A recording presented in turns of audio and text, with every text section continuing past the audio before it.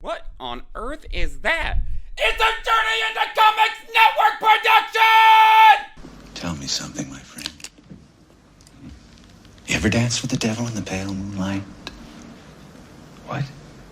I always ask that of all my prey. I just like the sound of it.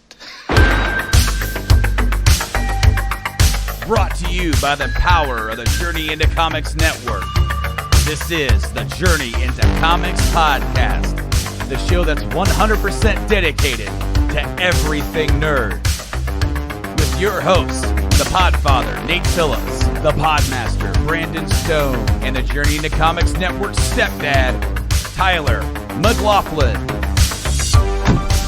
Time to make the chimichangas. 30 seconds. Hey! Excellent! Finally. What did you do? I went for the head. And here we go. Can somebody tell me what kind of a world we live in where a man dressed up as a bat gets all of my press? This town needs an enema.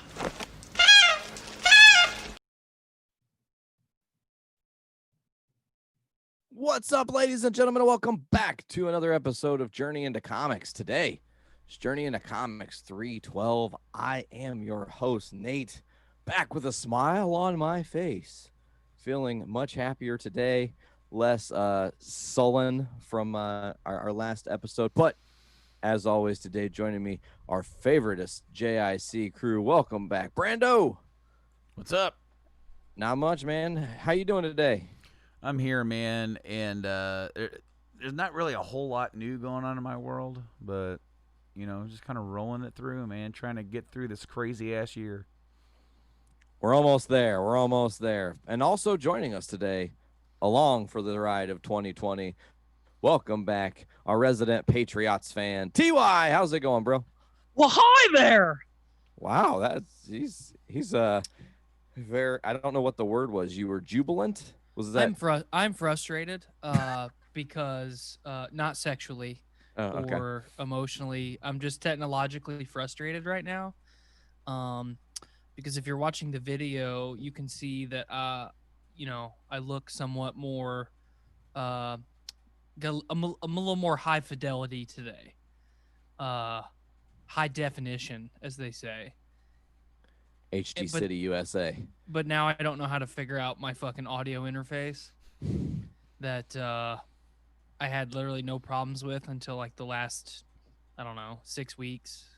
It's just been progressively bothering me more and more, and now it's not acceptable to me that I can't figure it out. Maybe that interface is just cursed. Well, I hope not. I hope not. Yeah, true. But, man, you guys, we're going to kind of backtrack for just a second because last week's episode, like I said, a sad episode, talked about Chadwick Boseman's passing, all the amazing things he did. And I think we did a really nice job of trying to, from our perspective, people who didn't know him, wrap up what he meant to the bigger picture of the world. But today, we have actual news. We've got actual stuff that's been going on. I don't really know where we should start. Usually if my memory is serving me correct, we like to start these kind of episodes with a comic book review. So Brando, is that the plan for this day? Yeah, but did you see that Michael B. Jordan did say something about? No, I did not. Yeah, so him, and then was it Letitia Wright? Letitia Wright, yeah. Yeah, her thing, she did like a video where she said, like something. But Michael B. Jordan finally, it was about 5 days ago, so it was like a little bit after the news broke. I hope this doesn't play. Don't play, you son of a. Oh, thank you. It didn't play the autoplay because I have ad blocker on. Odd blacker. Wow. Didn't roll off the tongue so good, Brando. That sounds kind of awful when you say it like that. But no, he put up a long post, so I figure we'll start with that as a kind of a to tie in and maybe wrap a bow on the on Chadwick's passing, because I read it and it's really touching. I really wish that we could have had it last week, but I completely understand that he needed his time to gather his thoughts and process. So we'll start off by reading this, and then if there's nothing else, then we will go into the comic review and for the finale of the Cosmic Ghost Rider series that we're doing. But this is from Michael B. Jordan's Instagram. I've been trying to find the words, but nothing comes close to how I feel. I've been reflecting on every moment, every conversation, every laugh, every disagreement, every hug, everything. I wish we had more time. One of the last times we spoke, you said we were forever linked, and now the truth of that means more to me than ever. Since nearly the beginning of my career, starting with all my children when I was 16 years old, you paved the way for me. You showed me how to be better, honor purpose, and create legacy. And whether or not you've known it or not, I've been watching, learning, and constantly motivated by your greatness. I wish we had more time. Everything you've given the world, the legends and the heroes that you've shown us, will live on shown us will live on forever. But the thing that hurts the most is that I now understand how much of a legend and hero you are. Through it all, you never lost sight of what you loved most. You cared about your family, your friends, your craft, your spirit. You cared about the kids, the community, our culture, and humanity. You cared about me. You are my big brother, but I never fully got the chance to tell you or truly give you your flowers while you were still here. I wish we had more time. I am more aware now than ever that time is short with people we love and admire. I'm going to miss your honesty, your generosity, your sense of humor, and your incredible gifts. I'll miss the gift of sharing space with you in scenes. I'm dedicating the rest of my days to live the way you did, with grace, courage, and no regrets. Is this your king? Yes, he is. Rest in power, brother. Damn, man. Yeah, I do kind of want to throw one last thing out there, because I feel like we sort of touched on it, but I keep hearing new things people are pushing, and honestly, I don't get it. Like, Letitia should become the next Black Panther.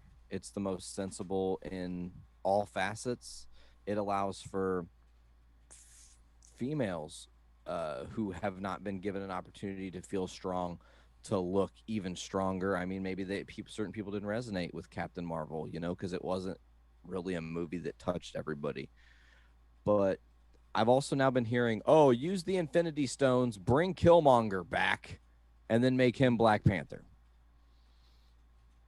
Please don't. No. If it's not going to be Shuri, which I know that's what the big thing that people want is. If it's not going to be her, as I'm not sure if I said it last week, I would give it to Okoye. She was the glue that held Wakanda together during that 5-year period.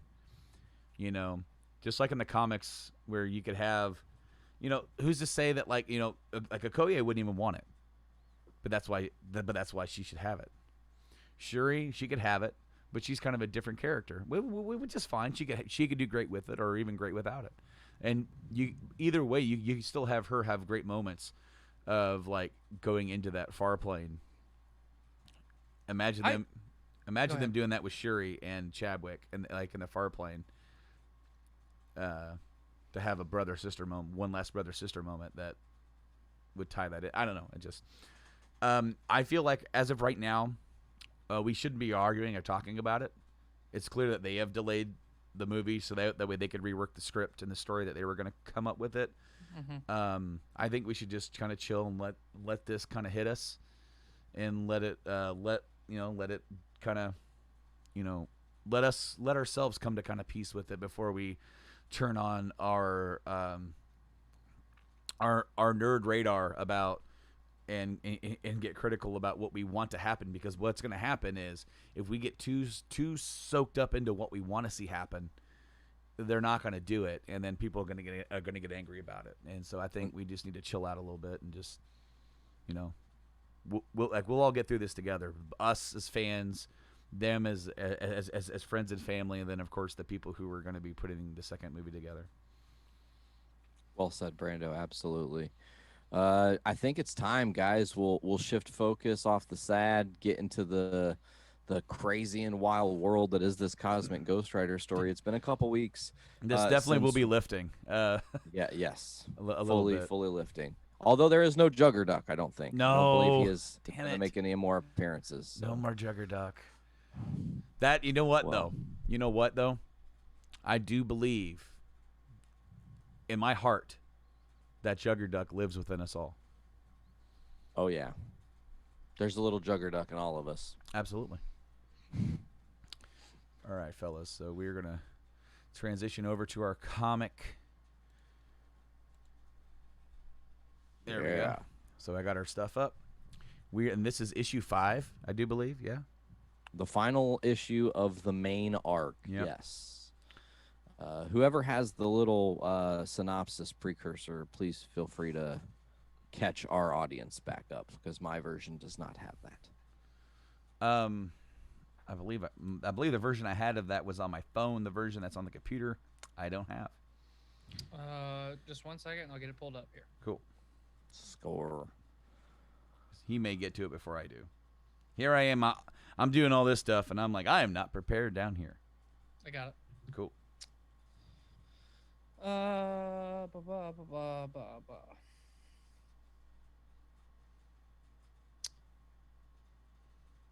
Frank Castle was a decorated Marine and an upstanding citizen when his family was killed in a mob hit. From that day, he was a force of retribution in life and in his roles after death as Ghost Rider, as Herald of Galactus, and as Thanos' right-hand man.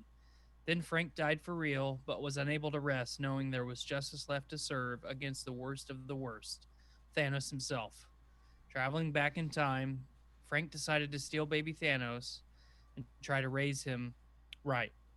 When that same Thanos, raised by Frank, arrived as an adult to show Frank what his actions would bring about, it seemed that Frank had made the right decision. Life in the future was beautiful. Well, except for those who need to be punished. And that catches us up right there. Yep. Yeah. So, since it's been a couple episodes since we had a chance to finish this, another thing that happened is that the past version of Frank and didn't lose his family. So Frank sees like a younger version of himself, with his wife and everything, and they're happy and they're living in this utopia. And it just doesn't make sense to him. It's like, if I didn't lose my family, why is he letting you do this? And what I really like is that it's like,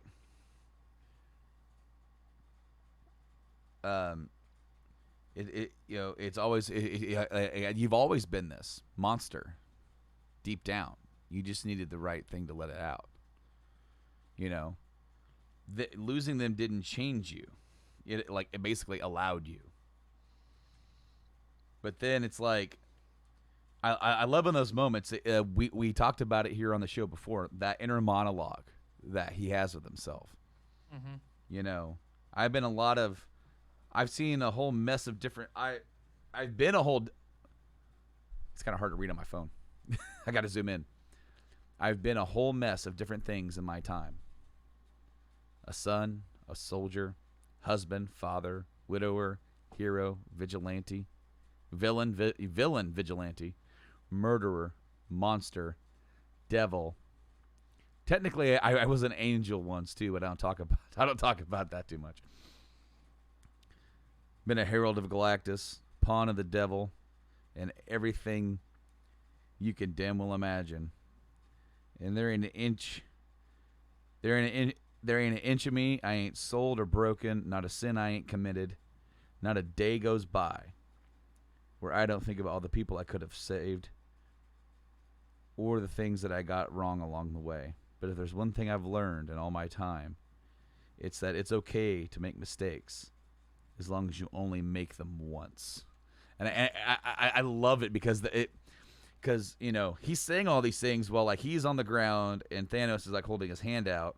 It's like, join me, accept what you were meant to always be, right? Mm-hmm. And I like how this is just all in his head. He's not saying anything. Thanos isn't saying anything else, and he takes his hand, or it appears to, and just basically blasts him off the edge of utopia into the scoured world of damnation. And it's on. And then you have baby Thanos again. And he's like, no, never again. And it's like, Fwah! He goes full on Super Saiyan Ghost Rider. It's like, Thanos, listen to me. No matter what happens, this isn't on you. You don't have to be anything you don't want to be. Remember that. And baby Thanos is like, I don't understand. You will or you won't. Either way, do me a favor. Don't watch me now. It's good shit. Really good shit. Ooh. Because, here's the thing. Here's a character in Cosmic Ghost Rider who is so freaking powerful. And yet very rarely actually shows what he's capable of. It's very subdued. Yes, because he has to be. He has to be. And it looks like Thanos has his own like military force or mercenary force. The Punisher soldiers. Yeah. And he says, in case I wasn't clear, that was a no. One thing that we really haven't talked a lot about, especially now that we've got towards the end of this series, is the Thanos that we're seeing is doing everything that he's doing without the Infinity Stones. Yes. And I feel like that's definitely worth mentioning. Cosmic Ghost Rider just blasted Thanos off, basically off of a cliff. Where does the Infinity Gauntlet play into all of this? And I look forward to talking about that more later. Yeah. One of my favorite lines, Thanos, is like responding to Frank, where Frank's like, yeah, that's a no. It's like, then you die. And Frank says, I've been dead longer than you've been alive, boy. I like that he calls him boy. I know. Awesome. I'm not afraid of you. I'm done living on my knees. And then, of course, that's when Thanos admits that's how you died last time. It's like, I remember the last time you said that to me. When I built this place, you defied me. Then I put you in a grave. We have done this dance before, Father. You lose this fight. What fight? And he basically Kamehameha his like does this huge. It's literally a Kamehameha. He's actually like leaning back, doing the freaking Hadouken right in his face. Mm-hmm. It's like, and that's when he's like, "Do you have any idea how much I hold back to not destroy the worlds as I walk? I tried to change you, to change this." And Thanos is pleading with him. Please, you are not my son. My children are dead. And there's nothing that can change that. Nothing. And then, of course, he just lays waste. And then Thanos is naked. That blast just tore off all his clothes.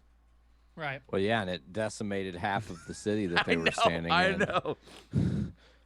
And then that's Thanos, just like Tyler said. Without the Infinity Stones, he lived through that. Yeah. He's like, is that all you have? No. You got a lot more coming. Penance. And he's doing that stare. It's the same stare that kind of enthralled the baby in the very first issue. Or was that second issue? I think it's first issue. I think it's It's like, gift then. A gift then. You've tried this trick before. Your penance stare does not work on me the way it does others. Unlike you, Thanos is not burdened with regret. Never said anything about a stare, boy. I said penance. The dude put so much energy into him. He obliterates Thanos, rips his skull off, and that's the only thing left of him. And then crushes it in his bare hands. He says, now that he powers down from a Super Saiyan Ghost Rider, it says, penance means punishment, you ugly son of a bitch. And then crushes the skull in his hands. And then, like, some of the, like, people who are, like, who lived through that blast are watching, and he's like, oh, hey, you're free now, I guess. Like, okay, yeah, this is what we're working with. Oh, yeah. No, like, so what do you guys think of that? Because that's just, like, throughout the comics and other iterations of this character that we've seen, how many people can do this to Thanos? Less than 5. I Like, think Galactus might be maybe the only other one that's ever done anything like this to Thanos. I mean, this is just a level of badassery. Like, I did not expect this to end this way at all. Like, I expected there to be a much harder fight, and literally it was completely one-sided. Right. And I feel like a lot of that, you know, how Frank was talking about how he holds back, he was probably triggered a lot with a lot of the stuff he saw, seeing his life as it was before, and then having to relive all the decisions leading up to where he was, to witness his life as it was untethered. And it probably broke him. And he said, okay, I'm going to just end this how I need to end this. And everyone that told me in the first issue and the second issue that Thanos is a monster and can't be changed, and that I was going to lead him down a darker path, well, they were fucking right. So I guess I'm going to have to clean up my mess now. And I'm done playing with the toys, as it were, which I really, really loved about this. And he's very matter of fact in these final panels with the, you know, getting the return to, you know, get baby Thanos essentially from himself, which is the weirdest thing to say. I didn't really even know how to say that, but like, he's got to go, like, give me the kid back. I got to go do what I got to do. But I liked the little tie-in with Cable, too. How Cable kept coming back and coming back and coming back and coming back, bringing in more guys.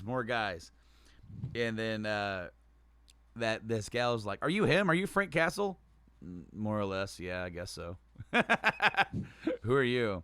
My name's Hope. Is Cable with you? And he's like, Yeah, you know. he'll be along soon. He kind of got tied up. Well, when you see him, give him this. Fixed it for him when he was gone. His running out of power on account of all the time jumps he made. Huh.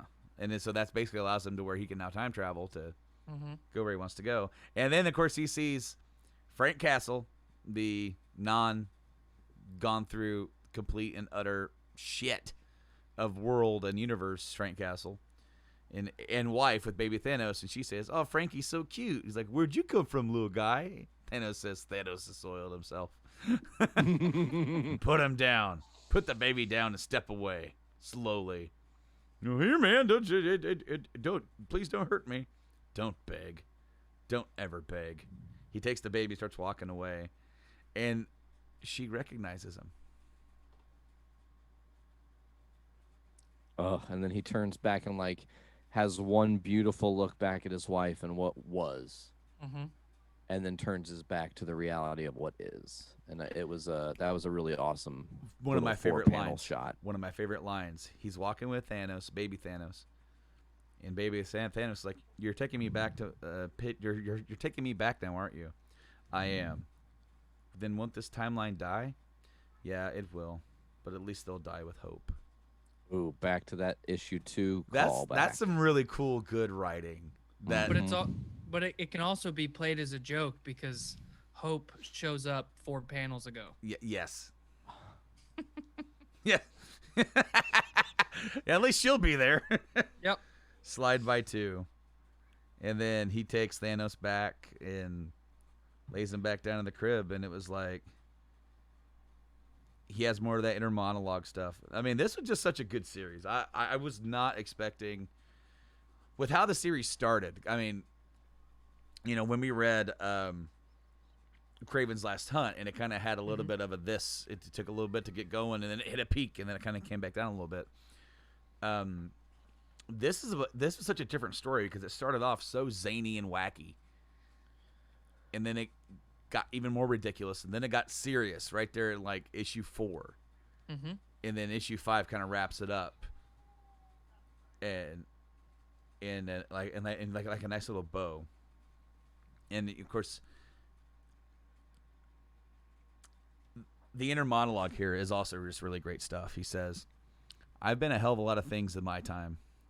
Thought maybe if I went back and fixed the worst of them, fixed the worst one of them all, it would mean that there would be hope for me too. Turns out that ain't the way life behaves. Maybe there's no easy fix for what I am, for what I become. I don't know where this new road of mine's going to leave me, but I know it ain't going to start on it by killing no baby. And then he says a goodbye to Thanos. He says, I don't claim to understand none of this time travel stuff, but I'm praying like hell that maybe some of this got through to you, kid. And if not, well, I'll be seeing you around. Oh, and then we get the perfect reveal of a character who I kind of expected to have some play in this story. Yeah. And they tethered right at the end beautifully as you hear a voice in the shadows say, "Thank you, Francis." And he's like, for the love of thanks for what? He's all startled, and she's like, obviously revealing as death. Well, someone had to teach the boy to kill. And then Frank just is like, oh, fucking hell. Like, come on, man. And then he goes, can I ask you something? She says, of course. He says, why him? Why won't you just leave him alone? Can't there be a second chance? And then she kind of gives us the reality of Thanos' story, which is the darkness, is that not with me, no. Once I have chosen a being as my living instrument on the mortal plane, I'm afraid their path is in stone. And I choose many children, Francis Castle. He says, well, yeah, get in line, sister. I ain't done just yet. And then he walks off with big attitude towards his bike. I love it. Oh, man. Go Oh, ahead, buddy. go ahead. No. I was going to say the inner monologue, but add your thing on there. Do you guys think that Lady Death is insinuating that Frank Castle is someone that she has chosen? Yes. Mm-hmm. That's what I was. That's 100% how I felt. Yeah. Yeah. There was kind of a little bit of a double entendre with the words that she was saying. But as Nate was saying, he was walking back to his bike with attitude. And he says, I don't know if there's redemption out there for something like me. Hell, I don't know if I deserve it if there was. But honestly, fuck it. Only one way to find out. And he takes off all super... Yeah! And it says Cosmic Ghost Rider will return in Guardians of the Galaxy #1. Man. Okay, so we're at book 5, guys. We just wrapped and covered that. I need to get your guys' like overarching thoughts. But just quickly to say, I loved book 5 because it is the perfect bow on a story that, you know what? I'm going to come out and say it. A lot of comics are pretty predictable. Oh, you know your heroes, you know where they're going, you know they're going to save the day. This did not have predictability because they kept throwing so many different things in.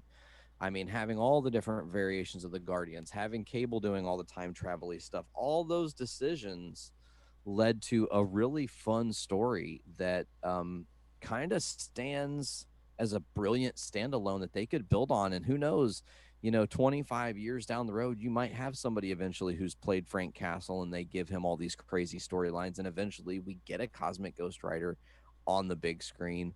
I mean, it's a long shot, obviously, but how cool would it be to see some form of this story told on the screen? It would captivate. People would be into it for sure. It would be interesting just to see the big scene of all those different characters. The big, like, it would be like the the antithesis of the Endgame portal scene. Because instead of everybody coming to save the day, everybody's just getting shellacked. They're just getting murdered. And every time Cable comes back, he's older, got a longer beard. It would almost what a lot of the stuff about this series is very slapstick, and it's very well written from that perspective because the overall theme of it's very serious. But it's just the way that Frank handles it is usually just very ridiculous, and that makes it fun to read because it shows a dynamic of the Punisher of Frank Castle that I'm just not used to seeing, like in any form. I'm used to him being the very morose, very downtrodden, ridden in his own guilt, in vengeance. Willing to like take a drill to a motherfucker's eye, Put a guy's head in a fryer. right? But at this point, he has done so much, seen so much, gone through so much shit that there's literally nothing else for him to really. He's just crazy. And I like that because if you ever had a chance for a person to play a character, like one of the things that makes actors disinterested in playing characters is the fact that where do they take the character next? What do they do next? It's like you played the character for 4 films. What is there to left? What is there? Even though that character may take part in more stories. What does it do for that character? Is that character just there to be that character? Or is there something else for that actor to sink his teeth into? A lot of times when actors walk away from roles, they're like, I'm kind of done with it. I'm bored with it. I'm tired of playing the same guy. And I want, some of them get involved and they say, hey, let's try to do this. Just like they did with Hemsworth. With the Thor in Ragnarok. And then also in Endgame. It's like, hey, and in Ragnarok, it was a bit silly and slapstick, and then in Infinity War, it was all serious, and he became a badass, like at the end of Ragnarok and in the Infinity War. And then what do you do with him in Endgame? He fucked up. He made the biggest mistake, and it's all on him. He blames himself. So what does he do? He goes in recluse, eats pizza, drinks beer, plays video games, and watches Cinemax or whatever. And that's all he's gonna do because he's lost all will. So even though that whole thing is silly with him being fat, as an actor, for Hemsworth to be like, this is another version of this character I haven't played yet. This guilt-ridden version of the character who was the most powerful Avenger at that point failed to save the day. And how is now emotionally traumatized? Yes, and which is why it's so great to see him with his mom, and then the scene where he has to be the one to snap his fingers to bring everybody back. They're gone because of me. I'm a damn god. I can survive this. Like, it doesn't have to be you. Yes, it does. He wanted that so bad. And so to have a situation with a Cosmic Ghost Rider, it would be awesome. But, I mean, you would have to, from a cinematic standpoint and from a creative standpoint, make a Punisher. You'd have to start it from the beginning, or at least as close to the beginning as you could get it, because we've had several iterations of the Punisher. We already know his family dies. But man, how worthwhile would it be though to watch this? For the next 10 years, watch someone take the role of Frank Castle and become Frank Castle and fully embody everything that the Punisher is, and then we get to see that character that we know and love, or maybe we don't love them. Maybe there's so much of an anti-hero that we actually don't enjoy them, that it makes us uncomfortable. And, it creates a good dichotomy with like every other hero that's on screen. They're the good guys. He's doing the same thing, but he's not a good guy. Yeah. And watch them literally go to hell and become the Ghost Rider. I think it would be incredible. It would be absolutely fantastic, but I feel like you would have to have that mindset from the get-go. Right. You'd have to know your destination. And plant the seeds early to do it right. Yes, and then when you get the actor on board, you pretty much need to tell them, here's where we're starting, and then here's where we're going. And because that's a huge commitment. We live in such a blessed generation of movies of cinematic greatness where we have a 10-year series where we had the same actors for the most part, at least the main guys of Iron Man, Captain, Thor. They played those characters for 10 years.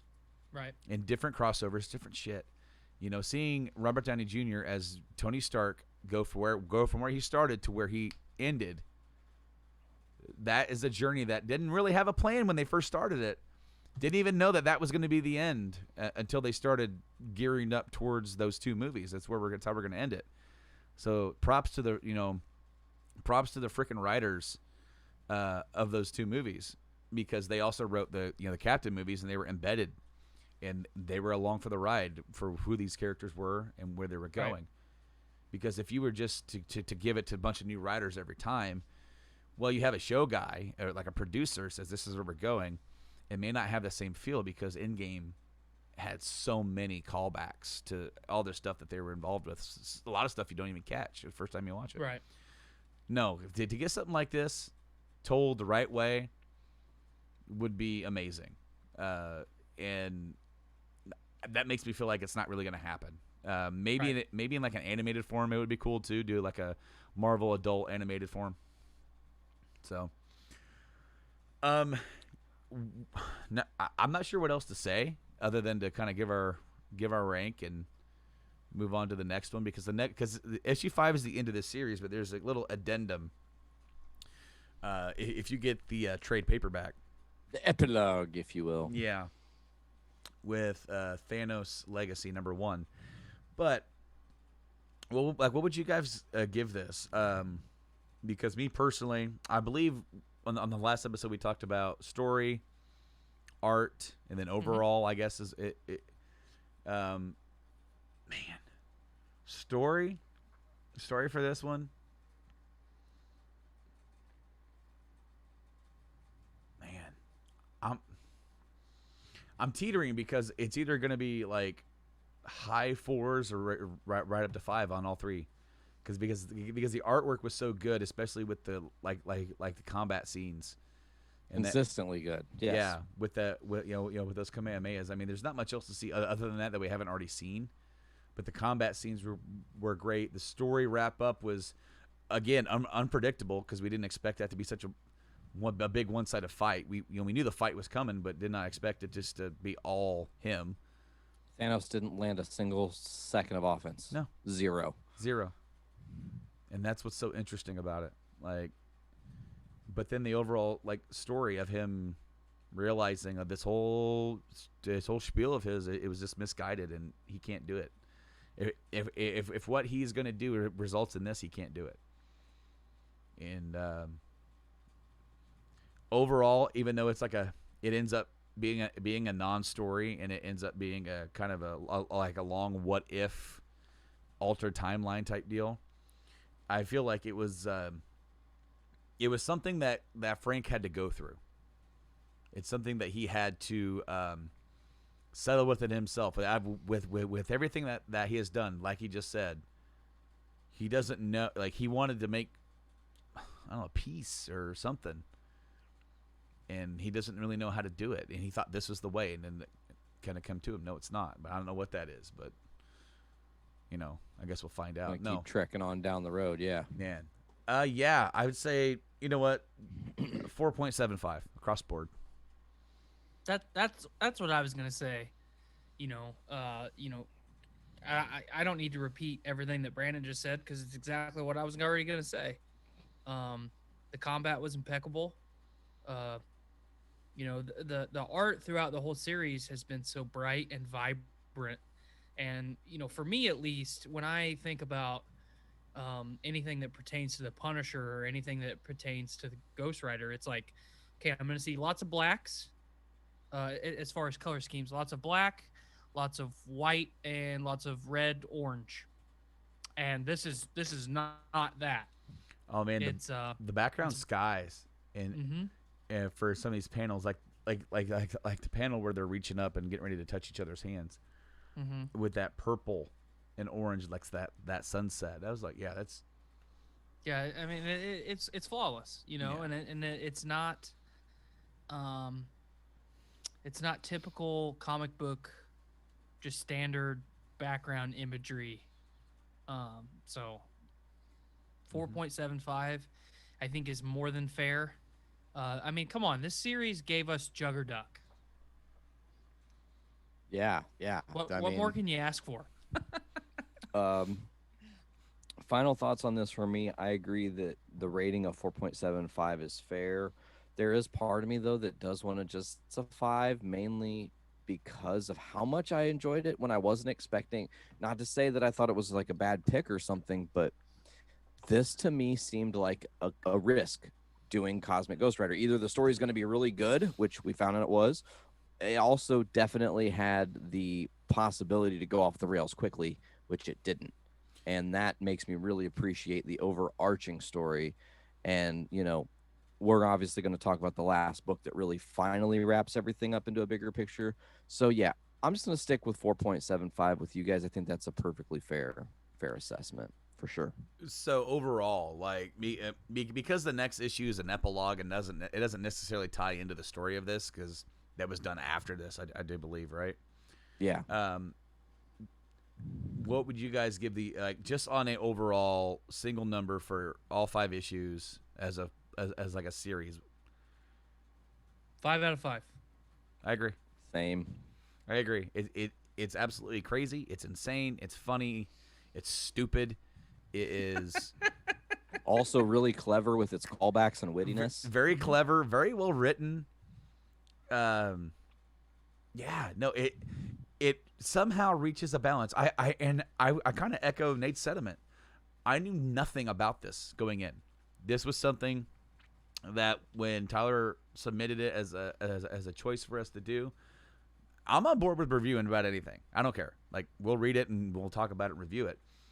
You know, and being coming on and being a part of, Craven's Last Hunt and reading that through for the first time for me, all the way through. Yeah, to sit there and or at least analyze it. But to come on to do this one right after that, this was a blessing. This was an absolute blessing. It gave us the gift of Juggerduck, which is going to be the gift that keeps on giving forever. Quack. Yeah, fucking, quacking his way, Quack. in the Marvel Hall of Fame. In fact, if you go and Google search Juggerduck, our coverage of Juggerduck comes up with, go image search Juggerduck. I'm and fucking doing it our, right now. Our thumbnails show up. Our logos show up. Juggerduck is going to be synonymous with the Journey into Comics podcast. And, man, he should just become our mascot. I'm thinking so. Yep, right there it is. Yeah. Journey into Comics Doesn't that give you a warm feeling inside? Fuck yeah. It's right at the top. Yeah. Yeah. Thanks, YouTube. We're Absolutely. at the top, baby. The crazy thing too is if you keep scrolling through that image search, there's a lot of Journey into Comics network stuff that pops up. I'm not really attached too to sure. Juggerduck somehow. I'm not so sure because there's like a Port 360 and Podcastrophe logo that pops up. And damn it, we found Juggerduck first. Juggerduck forever. Quack. Well, I mean, I really appreciate you guys, taking the leap of faith and not being super critical of this right out of the gate. I stumbled upon it. I've liked both of the characters pretty much my entire life when they were separate, and then I just happened to stumble upon the combination of Frank Castle and the Ghost Rider. And wait, what's he doing? Oh, he's hunting Thanos as a baby. Why would I not want? And it's in space. Yeah. Why? That's why the would I- it's cosmic like- part. Yeah, it's like an episode of fucking Flash Gordon or something. Like what? This? Why would I not want to read this? And and I told you, we talked about it like issue 1, issue 2. I was not. I personally was not super optimistic. I thought it was just going to be almost satire, where it was just going to be making a joke out of the character. And I couldn't have been more wrong. And I'm really glad that I'm really glad that we followed it all the way through because it was very rewarding for me. And you know, like I told Brandon when he was over here, I told Nate, I've got it right here. I bought the entire series of Cosmic Ghost Rider Kills the Marvel Universe. So like I now have a real and true love for this character because of this. You're gonna have to series. go get all of his appearances now, Mhm. which means you got to move on to Guardians now too, I thought about it. and get that Thanos Legacy #1, which we're about to be talking about. Mhm. Brando, do you have the slide pulled up for that? Has the new switch over happened yet? In 3, 2, 1. So, you know, I am really the person that caused us to have to read this because when I got the version that I have to read, Thanos Legacy #1 came at the end of the book. Yeah. So I was like, oh, there's a 6th book we have to read. And then it wasn't Cosmic Ghost Rider, it was Thanos Legacy 1. And obviously, Thanos being removed from the timeline, seeing all the stuff he saw, being put back into his own timeline, and everything that comes after gets really beautifully placed into this story of Thanos that we kind of already know. The Thanos Legacy story offers less about what we don't know about Thanos and more reaffirms who he was.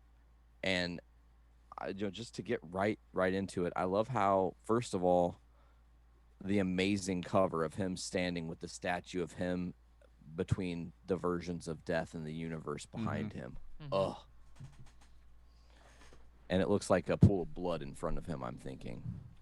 Well, it flows down from the Thanos arms of statue. the chair. Yeah. Oh. Some But really cool imagery. in the first full panel, it's Thanos on a throne here, and it says Thanos Legacy, and there's a little monologue from, I'm guessing, the narrator saying, Thanos, as it has been said by some, is the inevitable end of all things. But when his time lumbering across this universe comes to its bloody and eventual end, when all is said and done, at the end of his horrid reign, what will be the legacy of the Mad Titan? And, it goes on to, start to kind of show some of his conquests. It says, as fate would have it, Thanos recently killed his own legacy. The Titan was stolen out of time and taken to the future by a cosmic-fueled spirit of vengeance whose story is hardly worth noting. That fucking broke me. I was like, oh, back to being funny about it. There, Thanos came face to face, rather literally, with his ultimate failing and his greatest tragedy, himself. At the end of time, Thanos met the Elder King Thanos, a broken titan brought low by his endless pursuit of power and death. That particular story has been told, that chapter closed, and really, the less said about it, the better. But for the purpose of this tale, it should be known that in the end, Thanos won. He denied his own future. He unmade his own end. But Thanos is not, as we will soon see, immune to the truest end of all things. No, for all of his immortal will and murderous drive, the story of the Mad Titan will end the same way all of our stories will end. But first, a requiem. And then it takes you back.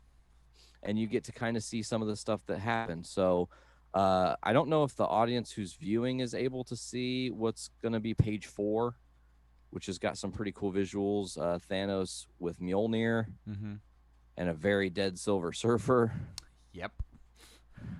And an old Thanos. And a very jacked, pissed off looking Thanos. Oh, yeah. And, some really cool imagery here. And it's funny. At first, I'm like looking at that. I'm like, man, Thanos killed Dr. Manhattan. But no, He yeah, definitely has that vibe. Yeah, Ripped but- his damn arm off. yeah, but no, that's Silver Surfer. The Armless Manhattan sounds like a drink you would buy in the city. Yeah. Oh, that got me. Oh, but somebody is begging Thanos not to do this. And you learn that it's the old King Thanos. And he's like, Thanos, do not do this. Do not leave me crippled and broken and alive. You're only dooming yourself. This is your fate you're sealing, boy. This is your end. We cannot die. Do you know what that means? And he's like, oh, yeah. And Thanos, soldiers on.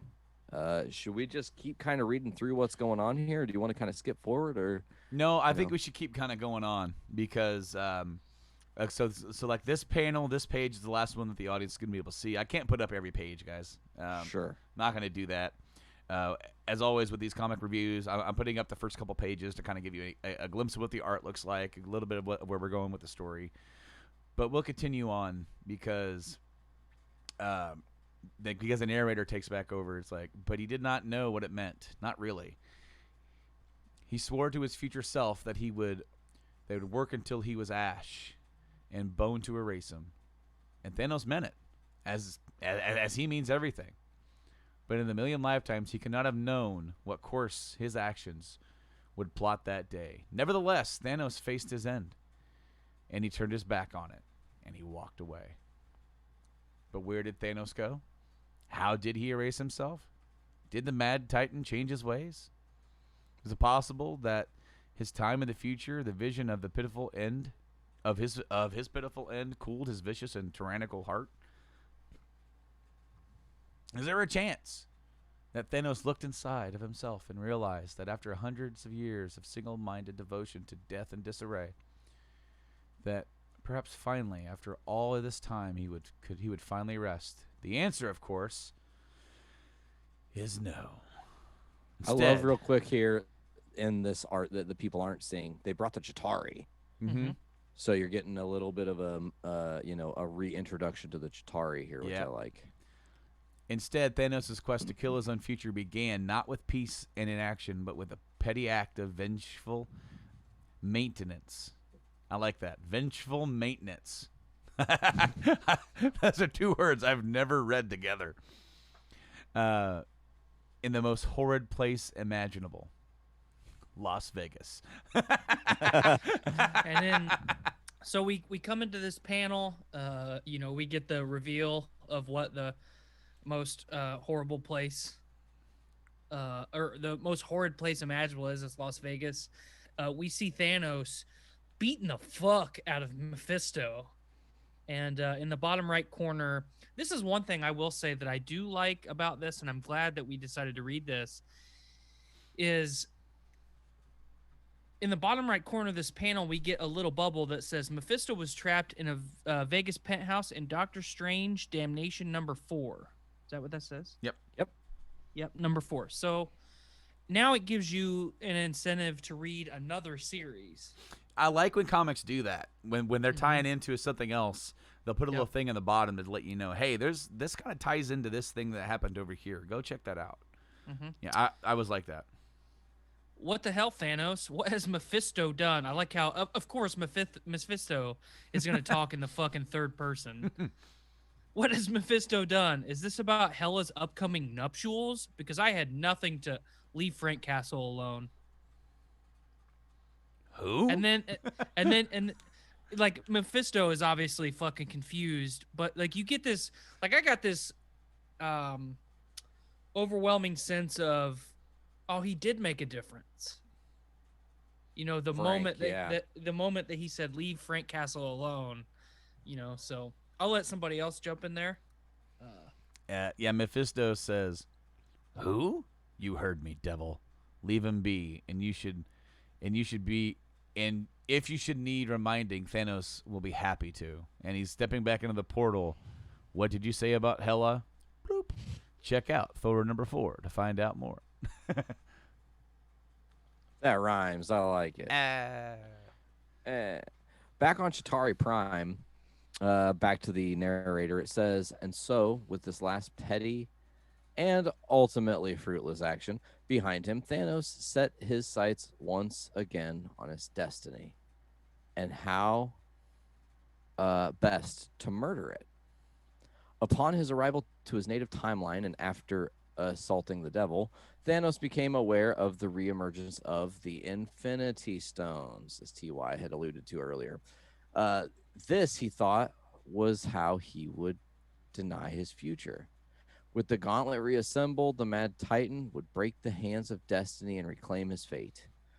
But as Thanos would soon learn, from gods and demons to titans and kings, fate makes fools of us all. He knew it. He knew it was her the moment she set foot on Chitauri Prime. How could he not? He knew it was the very second her sword dipped into the frozen sand and kicked her scent into the atmosphere. He knew it in the near impossible sound of her footfalls. Forged in his image, she is the deadliest woman alive. She is the sword he sees in the world. She is Gamora. The answer at long last to the billion-year-old riddle. What did Thanos do to erase his future? He died. Oh! I love that panel. That's so epic. You know, it just like strikes, just him getting from behind, just gutted through the heart. And he falls, and as he's falling, he's smiling. He's actually gleeful. And it says, and so here, at the end of the Titan's dreadful reign, the answer to another question. What will be the legacy of the Mad Titan? That one is fairly simple and really quite obvious, really. His legacy is and always has been death. Death and, well, moments later, you'll see. And who do we get reappearing at the severed, decapitated head, which has been taken away by Gamora, it looks like, other than Frank, who is full Ghost Ridered out, taking a piss on the body of Thanos. A flame-riddled piss. He's pissing flames. And then he says, it's about damn time. Zip. He's all yours, boys. Eat up. And then all the little hellhounds and shit, they're all just start eating the corpse of Thanos. And one of them goes, from all the little sound effects, snarl, chomp, shirip, splotch, ping. And I like he like, ping. Boom. It was like some sort of like bomb or something he had planted into himself. Yeah. And he's like, it sploos just body parts everywhere. What the fuck? Careful, Ryder. His body's booby-trapped. Yeah, and how the fuck would you know that? Because he's my brother. Now move.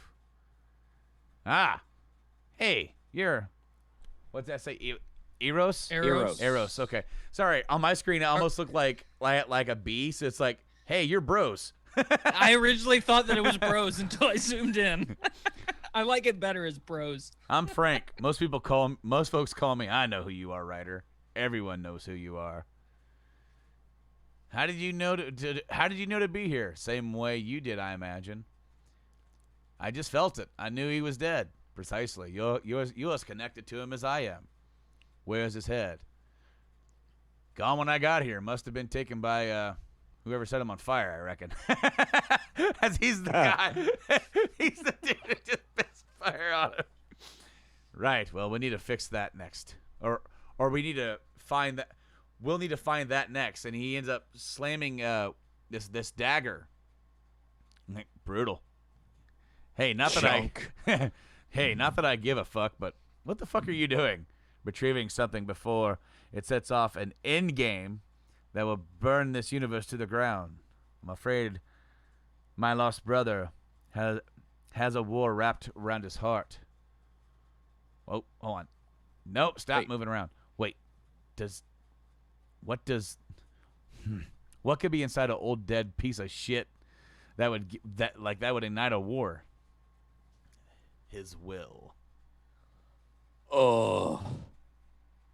Euro's pulling out the like grimy comm link that has like Thanos' will, inscribed into it or whatever, or programmed into it, or however they're gonna do it. Yeah, this was very interesting to read. For sure. As I was reading along on this one, and literally we read you guys the whole thing because you almost have to, like, to review it. There's a lot to digest here. But I wasn't really too sure where we were going with it and how it tied in, and until we get all the way to the end. It's like, okay, so what are we doing here? By that notion, I would have to say I'm interested, but also did not like it as much as the series proper. Yeah.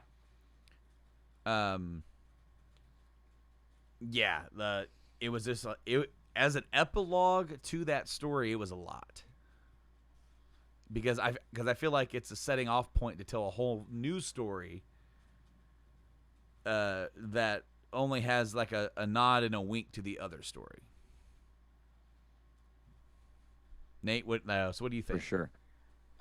Well, like I said, I read this before I even told you guys it was something that needed to be read. Yeah. So I was like big hyped on it for a lot of different reasons because I thought it told a really, like I said initially, you already know a lot of Thanos' story, so to try to retread that water is unnecessary. This is kind of giving you a few fixed points in time to lead you to the end and really bounce around to get you where the story needed to get you to, like you said, to set off whatever is coming next. And they actually just say to be continued. So I don't know if Thanos Legacy 2 was a thing and so on. I didn't really research into that. Now, maybe that's something worth also checking into, but I just loved the inevitably who steals the show of this book.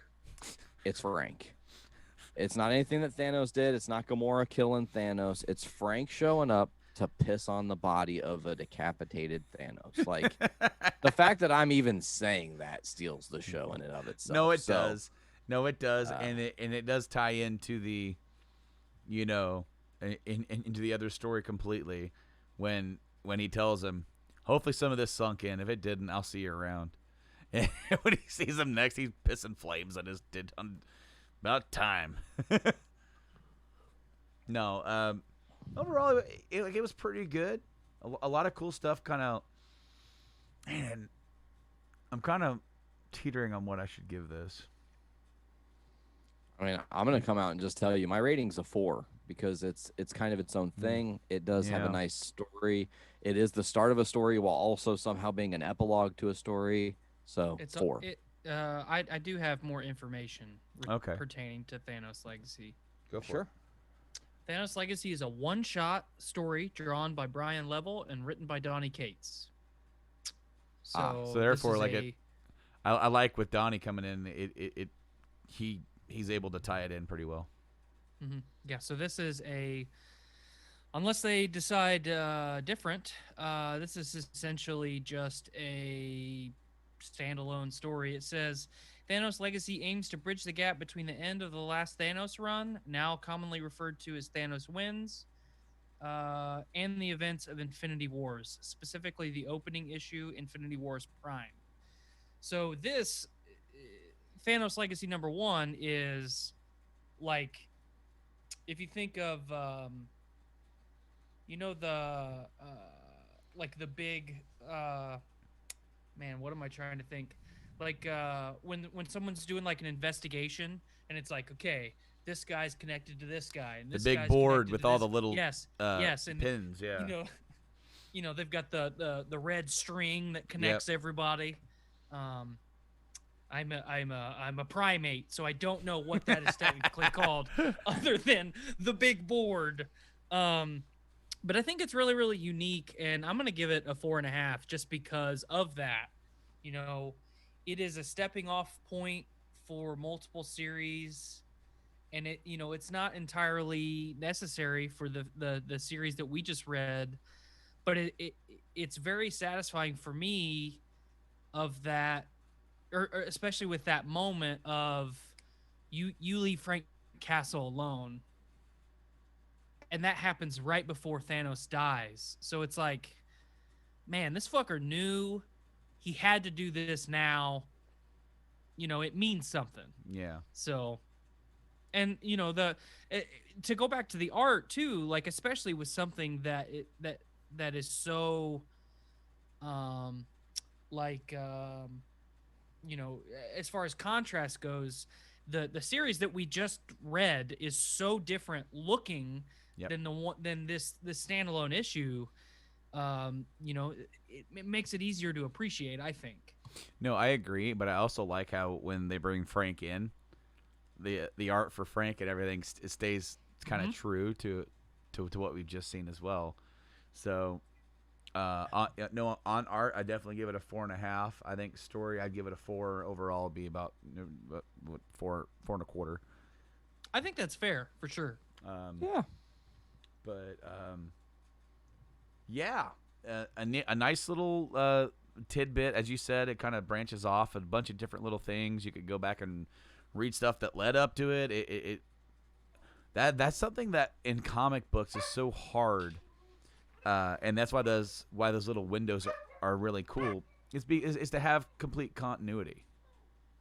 So Absolutely. And you know, the really beautiful thing is Marvel's been doing the continuity thing with check out this other book and what we mean by this all the way since the beginning of them really doing superhero stories. And even before in some of the early Tales to Astonish, they were doing that as well. So it is great.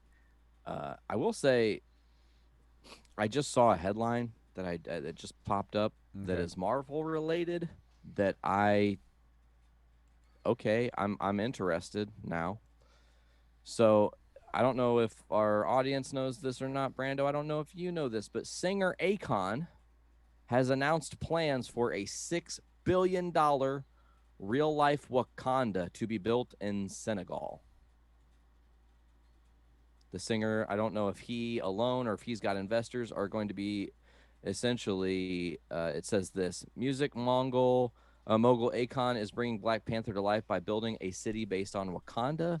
The recording artist announced his plans on social media and is already a third of the way towards raising the $6 billion needed to complete the city. I like how you kind of had a Freudian slip, and you called him a music Mongol. Just like I had one earlier on in the show, where I said odd blacker instead of ad block. Okay, so Nate, please tell Tyler your story to catch him up, because now that he's back. Sure. So I already read the headline. I just started this. So here we go. TY. Music mogul Akon is bringing Black Panther to life by building a city. He's building fucking Wakanda. He's making Wakanda. $6 billion. The recording artist announces his plans on social media and is already a third of the way towards raising the $6 billion needed to complete the city. Senegal will play host to the Mecca, and people on social media were thrilled to see the concept. The kind of, it says, Afrofuturism that made Black Panther really sing on screen is everywhere in the renders on Akon's site. He called it an honor to be in the same breath as the dazzling fictional city, especially after Chadwick Boseman's passing. So the system back home treats them unfairly in so many different ways that you can ever imagine, and they only go through it because they feel there is no other way. So if you're coming from America or Europe or elsewhere in the diaspora, then you need to feel that you, then you feel like you want to visit Africa. We want Senegal to be your first stop.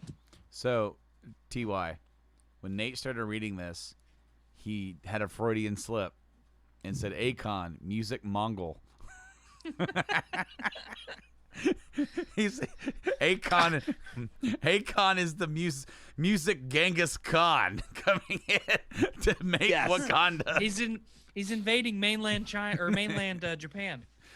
Whoa. Oh shit. That I saw that a couple days ago, and I thought it was fucking wild.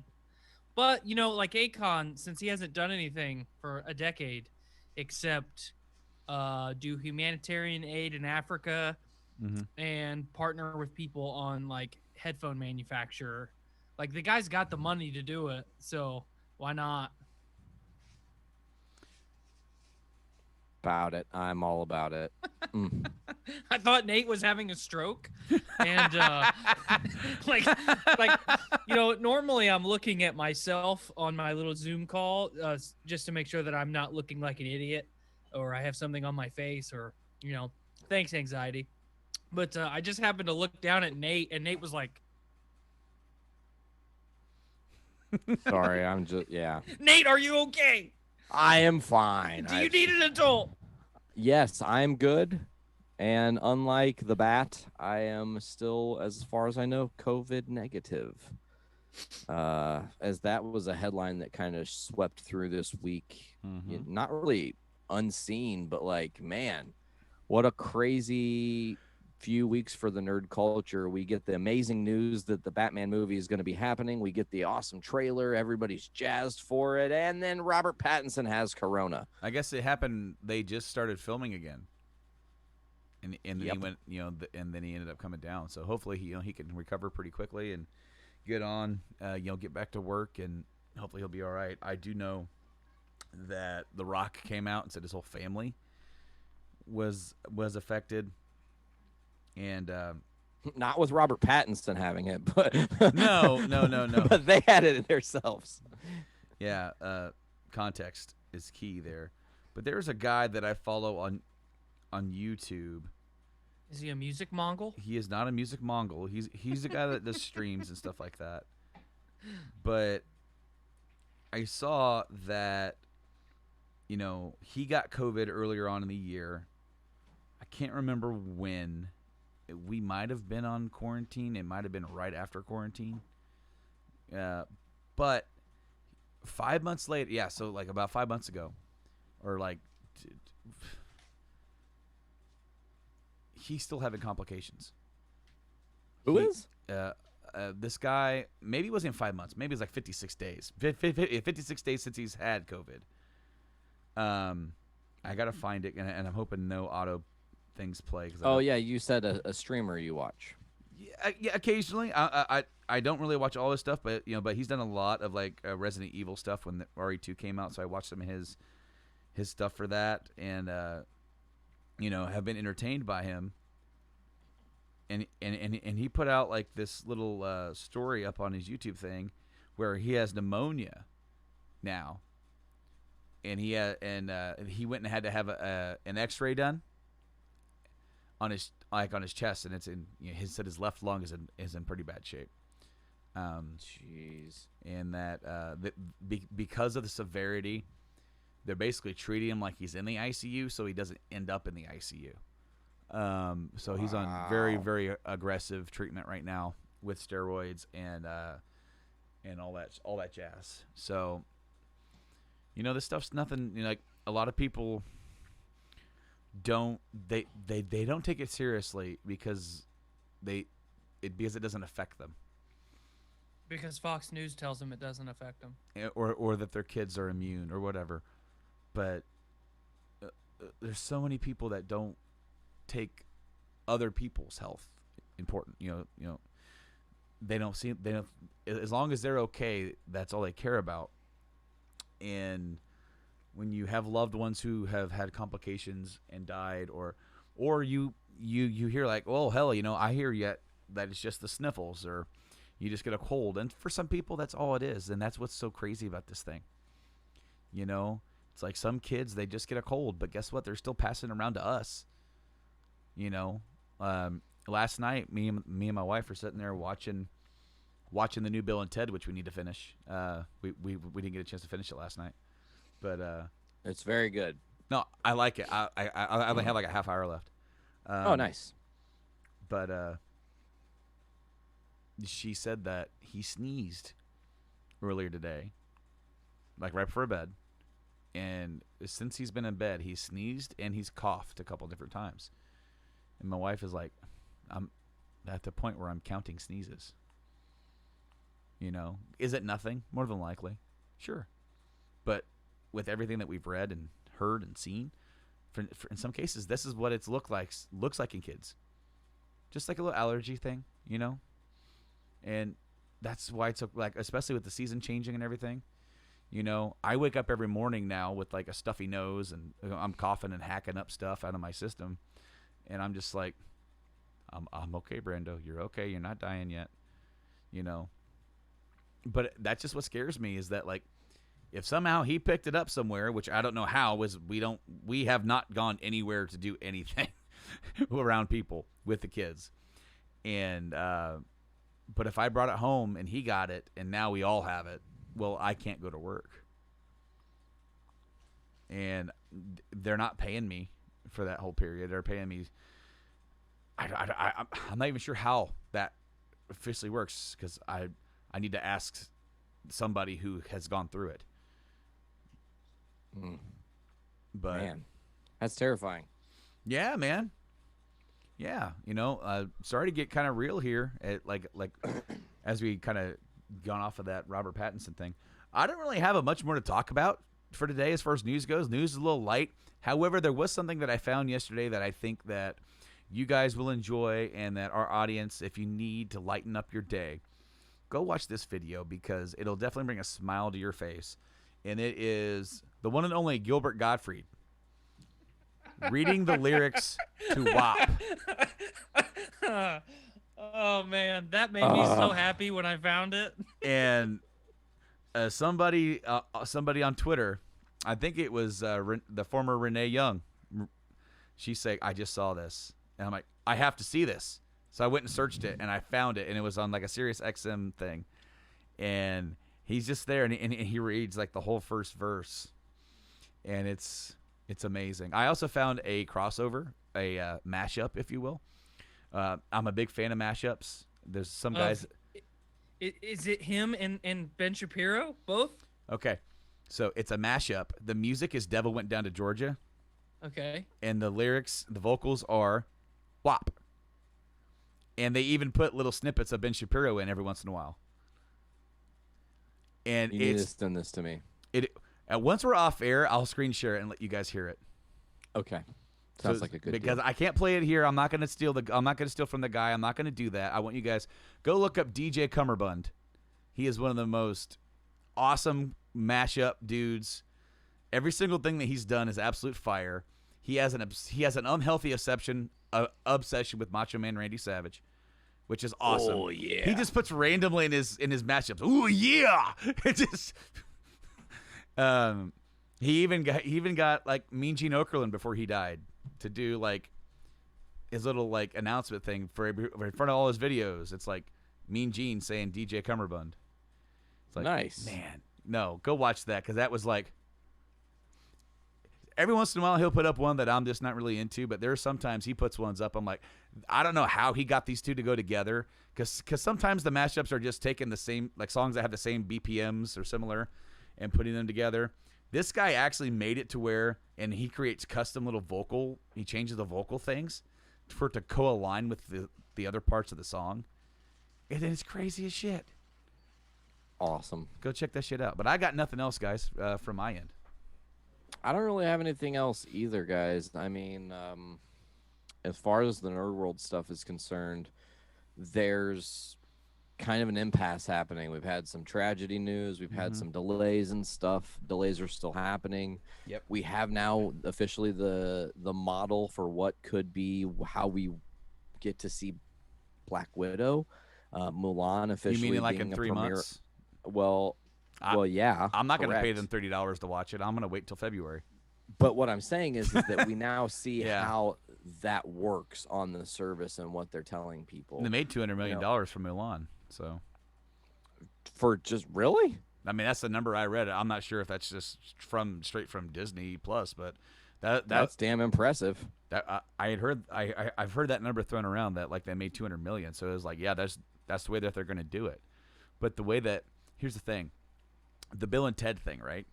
Sure. So so we're watching Bill and Ted, and of course it came out for theaters, and you could rent it for $20, right, on Vudu, or you could pay $5 extra and own the digital copy of it, and you don't have to pay a Vudu a subscription service So my big issue with Disney and whether they're rolling out, they are a subscription service where you're paying them a premium to watch something early to something that's going to go out free to the regular subscription service users anyway.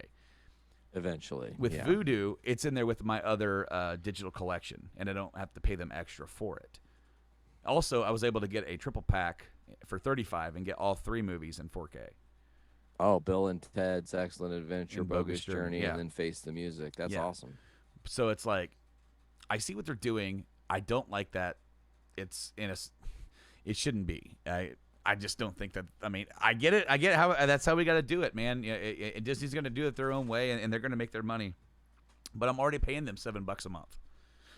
You know, I don't think that for $7 a month, if I'm already paying you for a service that you're giving me, that I should pay you an extra $30 for it.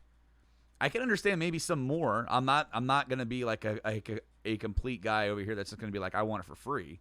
But when you tell me you can pay me $30 for it now, or on December 4th you can watch it for free or watch it for your regular subscription price, I'm going to wait. And for all these other movies, there's not a single movie that they could tangle in front of me that's going to make me want to do that in the immediate future. Black Widow, if there's some massive spoiler at the end of that movie or in a end credit scene that's like, oh my God, did you see this? That means we're going to lead into this. It's going to be crazy. Guess what I'm going to do? I'm going to read it on comicbook.com, and I'll be like, oh, that's cool. We'll talk about it here on the show, but I'm not going to pay them $30 to see that. No, not when I could just wait a few months. Well, and I hate to say it, Brando, and I'm not to be the one that thinks about the darkest timeline, but like right now for $0 I can watch Mulan. It's 2020, and people, as soon as there's a digital copy that exists, it is shared on the internet limitlessly. Sure. Literally, I just looked because I was like, I don't want to say that I can find it if I can't. And one search, I found the torrent for Mulan. Meaning, what? That sure, yeah, some people are paying a lot of money if they choose to do that, but also there's a whole wave of people choosing not to spend any money, and they're still going to win out because eventually it's going to go to Disney Plus anyways, and they're getting what they already got for free. So I know that the whole coronavirus has thrown everything off, but I feel like not everything is going to be 100% optimized. So until we find a balance. Just to clarify, not only is the subscription service versus non-subscription service one reason why I decided to give Bill and Ted my money, another reason is just how freaking an amazing person Keanu Reeves is compared to how much of a shithole company Disney is. There's a quite difference there. Yes. Here's a company that cares nothing except about the only thing they care about is money, and here's a guy who one of the last things he thinks about is enriching himself. Like, he makes a shitload of money, and he gives most of it away. Mm-hmm. Yeah, I thought the same way, and Skylar and I talked about it when Trolls World Tour released early, and it was $20. Mm-hmm. And we sat down and talked, and it's like, we can watch this one time for $20, or we can just wait and watch it later and not be out $20. I can buy it for $20. Sure. Ruby doesn't need to watch something in 4K Blu-ray, so if I really want to buy it, it's probably going to get destroyed anyway. $20, I'm done. We went and saw it at the drive-in, in the safety and sanctity of our own vehicle, and paid less than $20, including my concessions, and I'm really glad because it was awful. So I'm with most people. If I paid $30 and I got to keep Mulan today digitally, and they said, you know what, for an additional $5, we'll send you a 4K Blu-ray, I would do it right now. But I most certainly, I'm doing everything in my power to not buy Disney movies anyway, because it justifies me paying for Disney Plus every month. Sure. But you're not going to bamboozle me, Disney. I'm sorry. I didn't go see Endgame when it re-released in theaters for a reason. because it was unnecessary. And your extra digital footage that wasn't even finished. Yeah. Like, shame on you. How dare you? Finish your damn movie. Yeah, finish your damn movie. And you know what? We as a fan base stuck by you for over a decade. And you said, you know what? I could probably make a couple more $1 million if I just put this like mocap footage in here. Fuck off, Disney. So I don't know.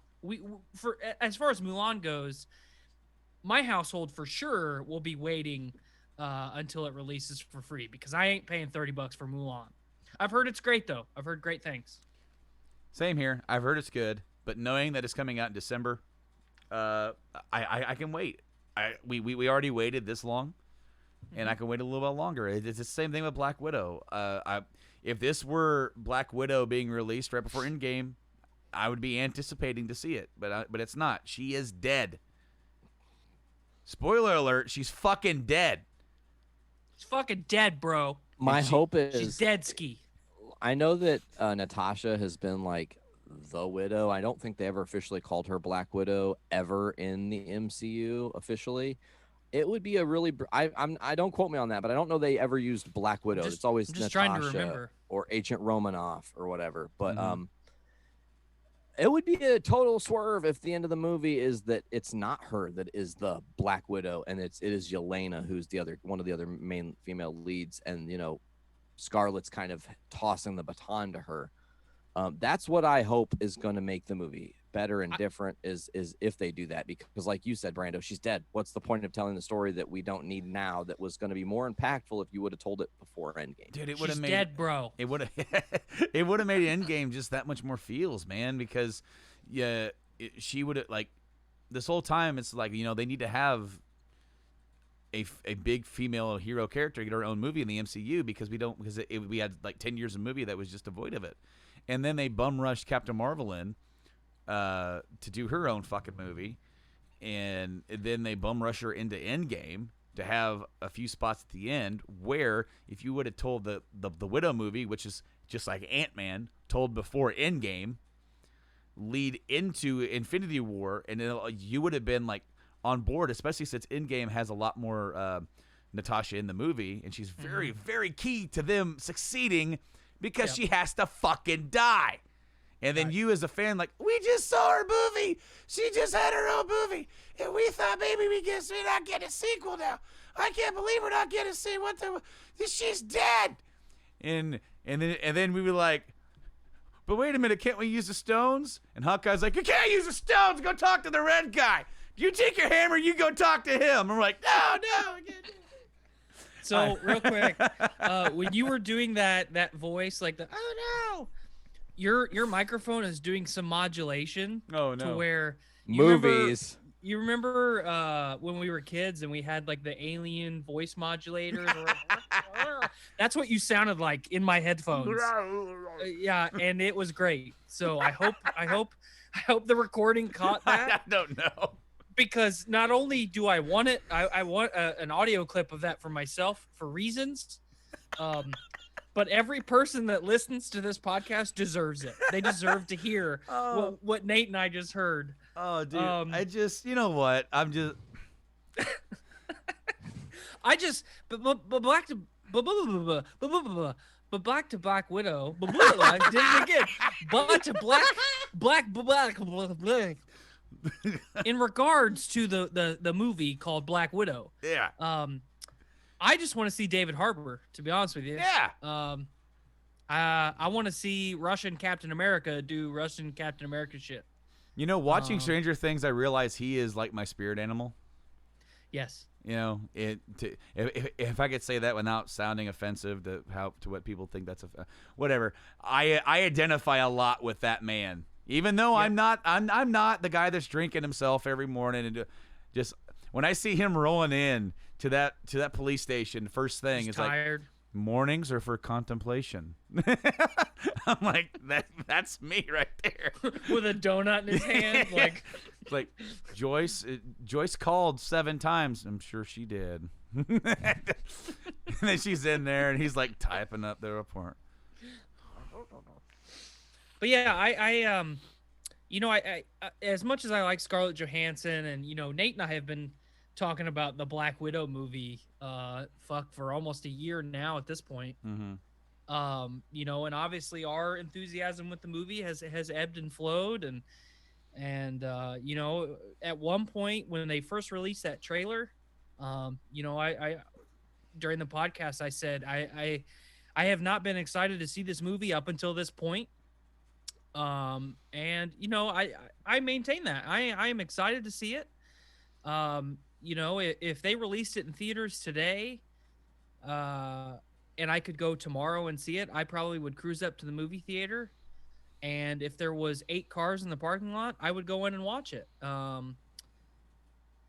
That's not realistic for a lot of people. And in no ways am I trying to make anybody feel bad. I miss the movies as much as anybody does. That's why I'm willing to risk the pandemic to go see it.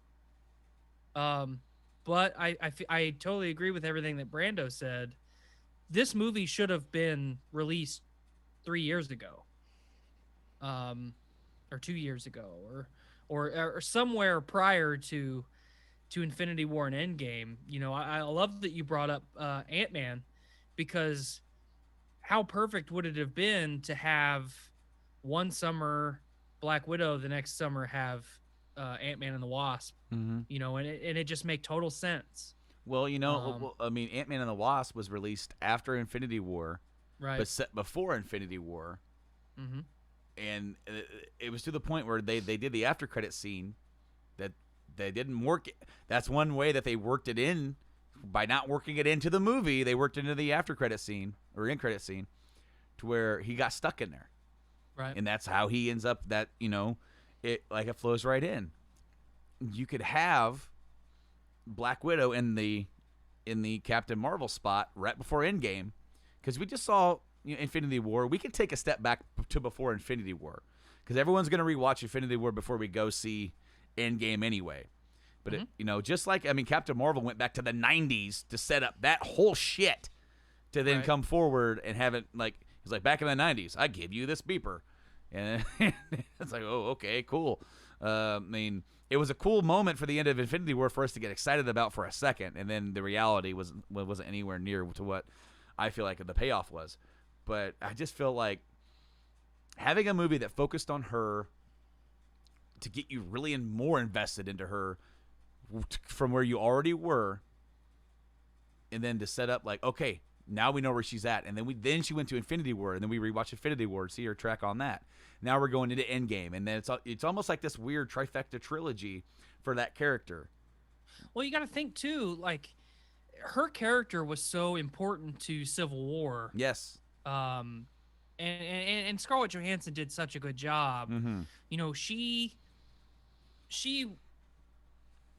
it's hard to articulate, but Chris Evans and Sebastian Stan and the whole cast of Civil War, they didn't steal any limelight from each other. They were all equally important to the script. They all meant something to the movie, and they all did a fantastic job.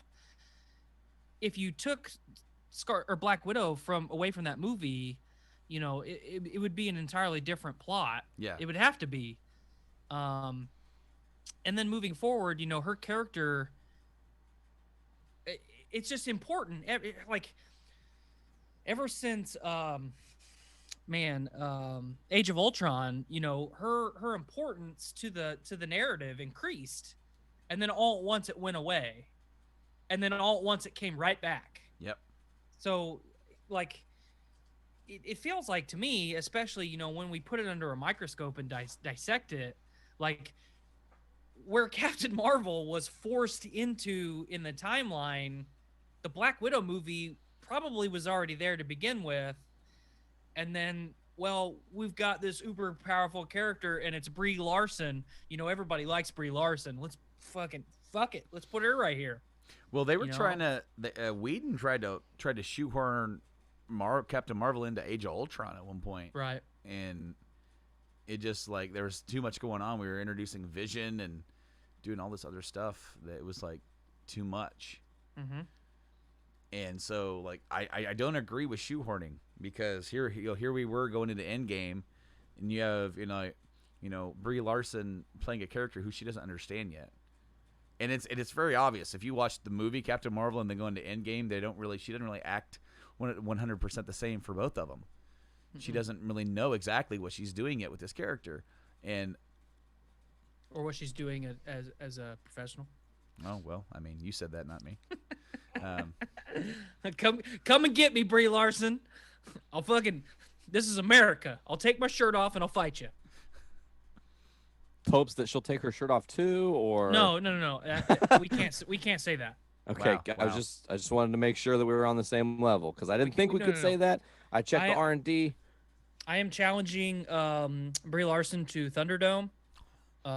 She can wear the Captain Marvel suit if she wants. What Tyler does not realize, the implications of what Thunderdome in 2020 means makes it so much better. I actually showed him what Thunderdome is now. He did. Yeah. Oh, okay. Yeah, okay. I showed him. I will hit Brie Larson with a chair. There you go. there. Pick somebody better. God damn it! Pick somebody better. And that's where we are, and that's where we're at. That's where this episode of JIC has fallen to. It started off taking a chair shot to Captain Marvel. Well, it started off with reading, Michael B. Jordan's, goodbye to his friend, and then going to challenging, shirtlessly challenging Brie Larson to a Thunderdome equipped with a folding chair. The episode title of this week is Brie Larson Gets the Chair. Wow. I was actually the one that I was going with was Armless Manhattan. I like it. Yeah, the Armless Manhattan's a drink in fantasy New York. I'm all about it. Well, guys, is there anything else you want to add or dive into today before we jump off of Journey into Comics? I think it's about it, man. No. Okay, well, as always, folks, you can check out the Journey into Comics podcast on journeyintocomics.com. Get us on all the amazing different podcasting services: Apple Music, Google Podcasts, Spotify, Podbean, CastBox, iHeartRadio, TuneIn, and many others. Just search Journey into Comics Network. Get our one feed of amazing shows. Also, make sure to get Game Addicts on all those same platforms just by searching Game Addicts Podcast. And I think that's it, guys. I think that 312 is a wrap. So, unless you guys have anything to add? All right. Well, for Journey into Comics 312, Armless Manhattan, I'm Nate. I'm TY. I'm Brando. And as always, pop your caps back and fill your brains with shit. Later, guys.